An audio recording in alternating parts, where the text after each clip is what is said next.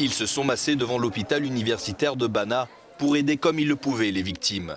Ce dimanche, un convoi de 8 wagons en provenance de la capitale égyptienne du Caire a déraillé dans le delta du Nil, au nord du pays, faisant 11 morts et près d'une centaine de blessés, selon les autorités égyptiennes.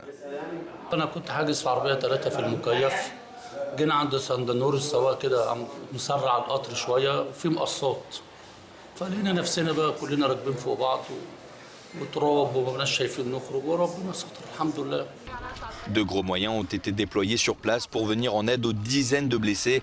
Une soixantaine d'ambulances se relayant pour soigner les passagers du train, pendant que les équipes de sauvetage redoublaient d'efforts pour extraire les dernières victimes des wagons déraillés. La cause de l'accident n'est pour le moment toujours pas connue. En attendant les conclusions de l'enquête, le conducteur du train ainsi qu'une dizaine d'autres responsables ferroviaires ont été détenus pour être interrogés par les autorités. L'Égypte est régulièrement endeuillée par de graves accidents routiers ou ferroviaires dus à une circulation anarchique, des véhicules vétustes ou encore des routes et des voies ferrées mal entretenues et peu surveillées. C'est la deuxième fois en moins d'un mois qu'un accident de train endeuille l'Égypte. Le 26 mars dernier, au moins 20 personnes sont mortes et près de 200 ont été blessées dans une collision entre deux trains de voyageurs dans le sud du pays.